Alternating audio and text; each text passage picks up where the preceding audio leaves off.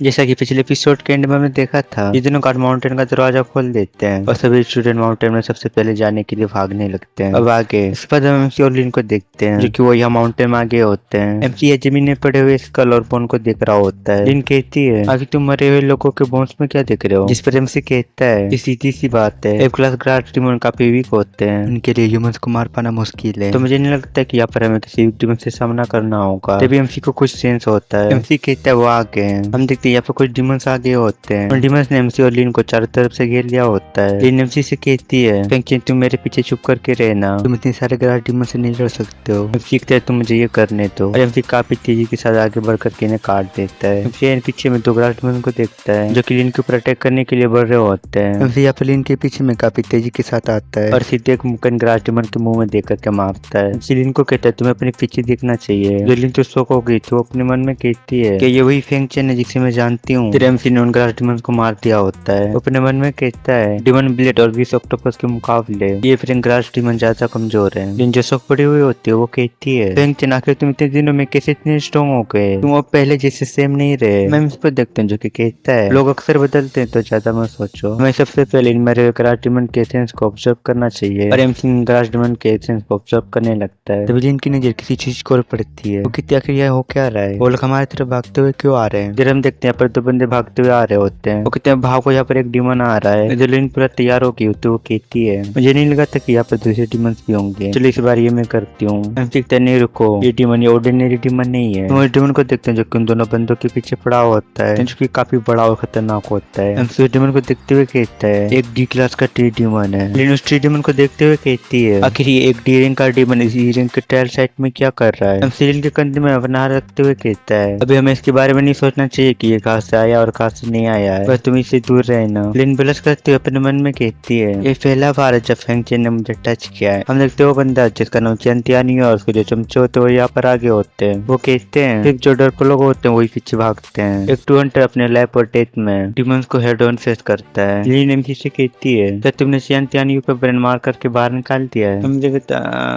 पता नहीं। चैंतियानी उस डिमन से कहता है एक कुएं में काफी सारे मेंढक, आज मैं दिखाता हूँ कि किसी को मारने का क्या मतलब होता है। क्या कोई मुझे बताएगा इस मंदबुद्ध इंसान ने मेंढक को कुएं को क्यों मेंशन करा? और अपने मन में कहता है मैं चाहता हूँ कि लिन मेरे स्ट्रेंथ को देखे और मैं उस फेंगचेन को दिखाऊंगा कि वो मेरे सामने कुछ भी नहीं है। यहाँ पर जो दूसरे स्टूडेंट छुपे होते वो कहते हैं ये चैंतियानी तुम्हें क्या लगता है कि सच में डिमन को मार पाएगा? हम चैंतियानी को देखते हैं जो कि अपने वेपन के साथ डिमन को प्रोटेक्ट कर देता है पर वो डिमन उल्टा इसको पकड़ करके सीधे जमीन में फेंक देता है। इसके स्थिति से लग चुके होते हैं। जो चमचे होते हैं वो कहते हैं बॉस, उनसे कहते तुम आकर देख क्या रहे हो और मेरा मदद करो। तभी वो ट्री डिमन इन्हें एक लात मार के इधर से उड़ा देता है। इन्होंने देखते हुए कहती है चैंतियानी का स्ट्रेंथ एक एवरेज रैंक जितना है पर उतना स्ट्रॉन्ग नहीं कि वो ट्री डिमन से फाइट कर पाए। एमसी कहता है चैंतियानी और ट्री डिमन के लेवल के बीच में काफी बड़ा फर्क है। जब हम चैंतियानी को देखते हैं जिसका हालत खराब हो पड़ा हुआ होता है और पीछे वो ट्री डिमन स्मेल कर रहा होता है। एमसी और लिन इनकी तरफ बढ़ते हुए कहते हैं हमें ट्री डिमन को जैसे जाने नहीं देना चाहिए, हमें उसे मारने के बाद हमें उसे काफी सारे मटेरियल्स मिल सकते हैं। एमसी कहते हैं हाँ। जब जो स्टूडेंट छुपे हुए होते हैं वो वहां से जाते हुए कहते हैं ऐसा लगता है फेंगचेन और लिन वो डिमन से लड़ने का प्लान कर रहे हैं, मैं जल्दी से जाकर के प्रोफेसर से हेल्प मांगना चाहिए। और इधर ये बंदे चैंतियानी को यहाँ से ले जा रहे होते वो कहता है छोड़ो मुझे जाने दो, मैं फेंगचेन और लिन उन दोनों से प्रोटेक्ट नहीं होना चाहता हूँ, इससे बेहतर तो मैं मरना चूज करूंगा। इसके चमचे इसे कहते हैं बॉस हमें यहाँ से जाना चाहिए, हम इस डिमन से नहीं लड़ सकते हैं। हम लिन को देखते हैं जो कि उस डिमन के ऊपर अपने किसी विंड अटैक को यूज करती है पर उस डिमन को कुछ भी नहीं होता है। देखकर लिन हैरान हो गई तो अपने मन में कहती है मेरे विंड एनर्जी डिमन को स्क्रैच भी नहीं कर पा रहे हैं। जब हम उसको देखते हैं वो अपने मन में कहता है डिमन का बॉडी, इसके बॉडी में जो डेड वुड है वो आर्मर की तरह काम कर रहे हैं और इसे तोड़ने का सिर्फ एक ही तरीका है, मुझे इसकी बॉडी के डेड वुड माहौल को ढूंढना होगा। तभी वो डिमन काफी तेजी से अपने हाथ को जमीन में मारता है जिससे कि जमीन के अंदर से वुड्स के लोग बाहर निकलने लगते हैं। हम वुड लोग को डॉज करते हुए अपने मन में कहता है मैं अपने ह्यूमन फॉर्म में डिमन से लड़ नहीं सकता हूँ और ना ही मैं लिन के सामने अपने डिमोनिक फॉर्म में ट्रांसफॉर्म हो सकता हूँ। हम लिन को देखते हैं जो कि डिमन के ऊपर अपने विंड एनर्जी से अटैक करती है पर डिमन को कुछ भी नहीं होता है। लिन अपने मन में गुस्सा करते हुए कहती है मेरा स्ट्रेंथ कम से कम ई रैंक का है, फिर मैं इसकी बॉडी में इसके तक भी नहीं कर पा रही हूँ। तभी एमसी काफी तेजी के पास लिन के पास आ गया होता है। वो कहता है पर टाइम बर्बाद करने का कोई फायदा नहीं है, तुम्हें पहले यहाँ से जाना चाहिए। जरूर डिमन फिर से अपना जमीन में मारता है और फिर से जमीन से वुड्स निकलने लगते हैं और वुड से एमसी और लिन के बीच की जगह बंद होने लगते हैं। एमसी लिन से कहता है तुम पीछे मत देखना, बस ये सब चीजें तुम मेरे ऊपर छोड़ दो। लिन की आंखों के सामने जगह बंद हो जाता है। कि हम देखते हैं उस टीडीमन यहाँ पर बहुत बड़ा दीवार खड़ा कर दिया होता है अपने रूट से, मतलब लड़कियों का दीवार खड़ा कर दिया होता है अपने चारों तरफ। लेकिन अपने विंड पावर को यूज करते हुए कहती है रुको इंतजार करो, मैं इस वुड प्रिजन को तोड़ती हूँ, मैं तुम्हें सेव करूंगी। जरा अंदर में हम इसी को देखते हैं जो कि टीडीमन के सामने खड़ा होता है और वह धीरे धीरे अपने डिमोनिक फॉर्म में ट्रांसफॉर्म हो रहा होता है। और टीडीमन एमसी को ऊपर अपने हाथ से अटैक कर देता है। जब एमसी अपने डिमोनिक फॉर्म में ट्रांसफॉर्म हो गया होता है, एमसी काफी तेजी से इसका हाथ ही काट देता है। और टीडीमन अपने हाथ को देखता है जो कि कट चुका हुआ होता है और वो अपने हाथ को रिजनरेट कर लेता है। देख करके एमसी अपने मन में कहता है इसके पास रिजनरेशन एबिलिटी है। और एमसी इसके पास से दूरते हुए अपने मन में कहता है जब तक ये खुद को रिकवर कर रहा है तब तक मैं मुझे जल्दी से इसे मारने का कोई रास्ता ढूंढना होगा। एमसी टीडीमन के पास से काफी दूर आ गया होता है। वो यहाँ से काफी तेजी के साथ आगे बढ़ करके वो टीडीमन का हाथ फिर से काट देता है और वो टीडीमन अपने हाथ को फिर से जनरेट कर लेता है रखते हुए जमीन में अपने हाथ को मारता है, जिसकी जमीन से वुड्स निकलने लगते हैं जो कि एमसी जम कर करके डोज कर लेता है और अपने मन में कहता है अब सही मौका है। और MC tentacle plus blade fusion skill को यूज करता है जिससे कि एमसी के हाथ से टेंटिकल निकलता है जिसके आगे में ब्लेड जैसा बना हुआ होता है, जो कि ये देख करके वो टीडीमन हैरान हो गया होता है। और एमसी का वो टेंटिकल ब्लेड अब ब्लेड टेंटिकल जो उनको समझ नहीं आ रहा है, टीडीमन के बॉडी के आर पार हो गया होता है और एमसी से काट देता है बीच से। इससे बेचारे टीडीमन का हालत खराब हो गया होता है और वो यहीं पे खत्म हो जाता है। उसी के मैंने वो आवाज कहता है अपने टीडीमन को मार दिया है, अब उसकी एबिलिटी थ्रोन को दिया जा रहा है। और यहाँ पर और भी कुछ स्किल्स होते हैं जो कि मैं नहीं बताऊंगा। एमसी देखते हैं यहाँ पर टीडीमन के मरने के बाद उसका यहाँ पर एसेंस पड़ा हुआ होता है जो कि एमसी एब्जॉर्ब करने लगता है। यहाँ पर ब्लास्ट होता है जो देख करके एमसी शॉक हो गया होता है और ये ब्लास्ट करने वाले को और नहीं बल्कि लीन होती है। वो कहती है इंतजार करो मैं तुम्हें सेव करने के लिए आ रही हूँ। एमसी को देख करके शॉक होती है। वो कहती है क्या तुमने टीडीमन को मार दिया है? एमसी अपना सिर खुजाते हुए कुछ नहीं कह रहा होता है। एमसी कहता है मैंने अपने बॉडी एबिलिटी को अवेकन कर लिया है तो मैं पहले से थोड़ा ज्यादा स्ट्रॉन्ग हो गया हूँ। वो टीडीमन के था तो मैंने उसे कुछ मूव में डिफीट कर दिया। लेकिन कहती है पर तुम इससे पहले बस एक ऑर्डिनरी मैन थे बिना किसी टैलेंट के, और अब तुम काफी ज्यादा स्ट्रॉन्ग बन चुके हो कुछ ही दिन में, काफी अनबिलीवेबल है। एमसी कहता है ये वर्डी रैंक का स्ट्रेंथ है, ये कुछ इतना ज्यादा नहीं है। यहाँ पर अभी भी ए रैंक और एस रैंक के अवेकनर्स हैं इस वर्ल्ड में, उनके मुकाबले तो ये कुछ भी नहीं है। लेकिन की यहाँ ये सेंस बनाता है जो ए और एस रैंक के अवेकनर्स होते हैं वो काफी पावरफुल होते हैं। और वो कहती है चलो पहले हमें इस फॉरेस्ट से जाना चाहिए। इसके थोड़ी देर बाद हम एमसी ओलिन को टीचर के साथ देखते हैं जो कि एमसी ओलिन को लेकर के स्टूडेंट के सामने खड़े होते हैं। वो कहते हैं आज मैं हमारी क्लास की प्रेसिडेंट ली और फेंग को प्रेस करना चाहता हूँ।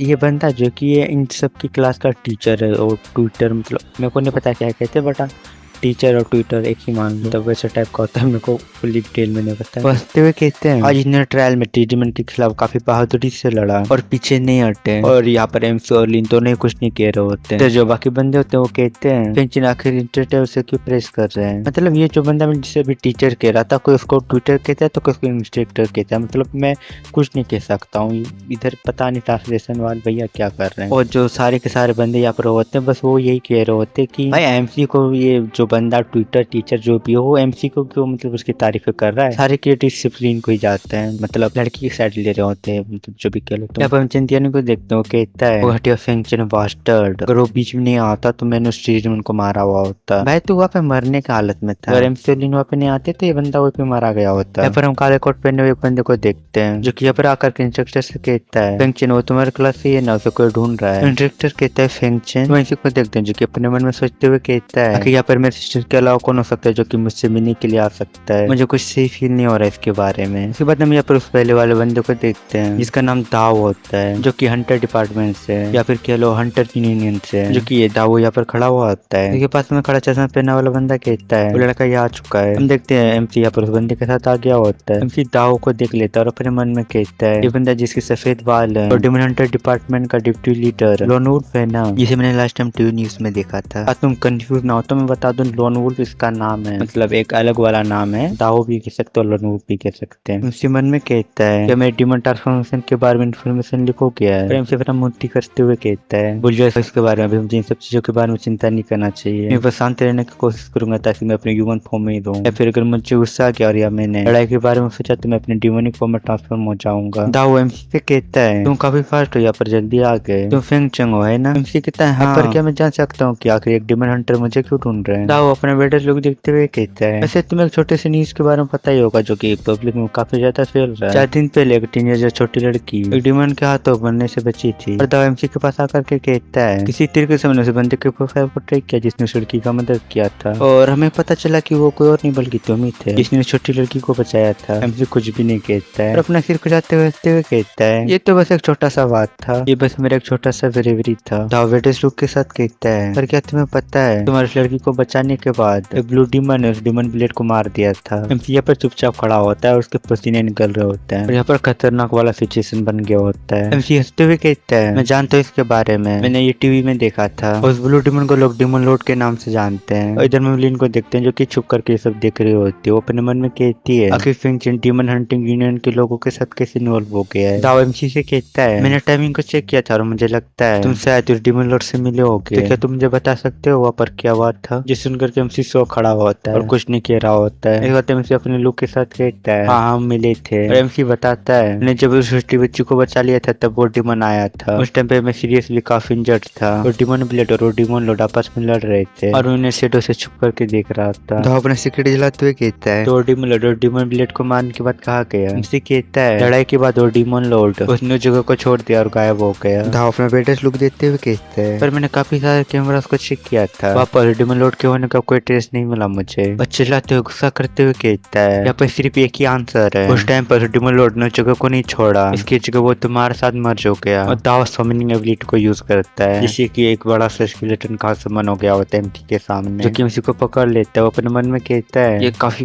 क्लोज है, इसने मुझे काफी जोर से पकड़ा हुआ है, इसका चैन 1 ग्लास का है, इसके हाथ से छूटना ये काफी मुश्किल है। जेवलिन चिल्ला के कहती है फेंग चैन, तो दाव इसके सामने भी स्केलेटन को समन कर लेता है। अपने वही बड़े लोग के साथ कहता है कोई भी डिमन हंटिंग यूनियन के ऑफिशियल के साथ इंटरफेयर नहीं कर सकता है, तो तुम्हारे लिए बेहतर होगा कि बच्ची तुम दूर ही रहो। गुस्सा करते फिर मन में कहती है डैम इट, इसकी और मेरे स्टैंड के बीच में काफी बड़ा फर्क है। हमसे जिसको स्केलेटन के हाथ में पकड़ा हुआ होता है वो कहता है मैं कह रहा हूँ ना मैं डिमन लॉर्ड नहीं हूँ, मेरे ऊपर विश्वास करो। दाव अपने पावर को यूज करते हुए कहता है वो जगह पर जितने भी क्लूज हो जो भी सारी चीजें मिले हुए थे उनको देखने के बाद काफी मुश्किल हुआ कि लोग तुम्हारे आइडेंटिटी के ऊपर डाउट ना करें। वह सच में तुम अपने इनोसेंस को प्रूव करना चाहते हो। और सीक्रेट को फेंकते हुए कहता है चुपचाप इस टेक्स्ट को एक्सेप्ट करो। और एमसी के बॉडी के अंदर अपने एनर्जी को डालता है। एमसी अपने मन में कहता है अगर मेरा डिमन ट्रांसफॉर्मेशन का सीक्रेट बाहर लीक हो जाता है तो मैं अरेस्ट हो सकता हूँ ह्यूमन रिसोर्स के लिए। आज मैं यहाँ मरने वाला हूँ। हम देखते हैं एमसी के बॉडी से अपनी एनर्जी को निकाल लेता है। हैरान हो गया तो अपने मन में कहता है ये अजीब है, ये बिल्कुल वैसा नहीं है जैसा मैंने सोचा था। मुझे किट की बॉडी में किसी भी तरह का डिमोन की एनर्जी नहीं मिला, इसकी बॉडी में सिर्फ एक नॉर्मल हंटर का एनर्जी है। दाव अपने समनिंग एबिलिटी को डिटेक्टिव करते हुए कहता है ऐसा लगता है इस बार मुझसे कोई गलती हो गया है, तुम फ्री हो। और दाव एमसी और लिन दोनों को फ्री कर देता है और वहां से जाने लगता है। हम देखते लिन गुस्सा करते हुए कहती है क्योंकि हंटर यूनियन के ऑफिशियल ऐसे ही लोगों को गोली करके छोड़ देते हैं। एमसी लिन से कहता है उसे जाने दो। दाव कहता है तुम्हें याद रखूंगा किड, तुम्हें बाद में फिर कभी देखूंगा। एमसी कहता है मैं उम्मीद करता हूँ कि मैं तेरे को दोबारा कभी ना देखूं। और अपने मन में कहता है अच्छा है कि उसने मेरे बॉडी के अंदर मेरे डिमन सीरियस के पार को ढूंढ नहीं पाया। लिन एमसी से कहती है फेंगचन क्या तुम ठीक हो। एमसी कहता है हाँ मैं उम्मीद करता हूँ ये डिमन हंटिंग यूनियन के लोग किसी को अरेस्ट करने या फिर मेरे साथ जैसे इन्होंने किया ऐसा करने से पहले कंफर्म कर दे ये सही बंदे कोई कर रहे हैं या फिर बेफालतू में से किसी को उठा के टॉर्चर कर रहे हैं। लिन कहती है इसी बार हमारे साथ काफी सारी चीजें हो चुके हैं। और एमसी से कहती है कोई ना आज रात डिनर करने के लिए बाहर चले। एमसी ब्लश करते हुए कहता है डिनर